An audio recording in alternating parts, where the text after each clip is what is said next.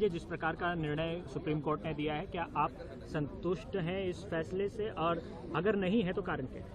नहीं, संतुष्ट की बात नहीं है। देखिए, अब अदालत ने रोका है फैसला, कम से कम इतनी संतुष्टि तो हमें हो सकती है कि हाँ, अब ये कल परसों जो ये रोज सवाल मुझसे पूछती थी कि 5 मिनट बाद तो नहीं मारी जाऊंगी उसके बाहर आके मैं, तो वो मैं कम से कम कह सकता हूं कि अब वो बाहर नहीं आएंगे थोड़े समय के लिए। बट क्या ये खुशी की बात है, क्या ये संतुष्टि की बात है? तो मैं ये देश की जनता पे छोड़ना चाहता हूं। जिस बच्ची के पिताजी को मार दिया गया, जिस बच्ची के परिवार वालों को मार दिया गया, इसको ऑलमोस्ट मार ही दिया गया था, ये दर दर की ठोकरें खा रही है, ये बंदी बन के आज सीआरपीएफ के कब्जे में है, ये अपनी तरह से बात भी नहीं कर सकती।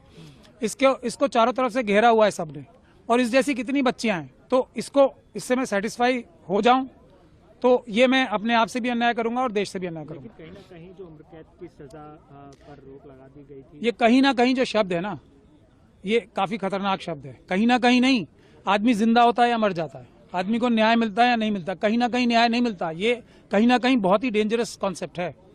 न्याय होता है या नहीं होता, ये नहीं कि आपके दोनों हाथ पैर सब काट दिए गए और आंखें भी फोड़ दी गई और एक प्रोस्थेटिक लेग जो होता है, आर्टिफिशियल लेग आपको दे दिया गया। ये न्याय, ये नहीं। हम ये चाह रहे हैं कि इस बच्ची के साथ कुछ तो सिक्योरिटी एक तो इसके पूरे परिवार को मिले, पहली बात। दूसरी बात, इसको कोई रिहेबिलिटेशन तो मिले। इसके पति को नौकरी से निकाल दिया जा रहा है, इसकी फैमिली को, इसके चाचा को जेल में रखा हुआ है, इसके बाकी फैमिली मेंबर्स हॉन्टेड हैं, उनका कुछ तो हमारा समाज, हमारा सरकार उनका ख्याल करे, उनकी जिंदगी रिकंस्ट्रक्ट करने की कोशिश तो करे।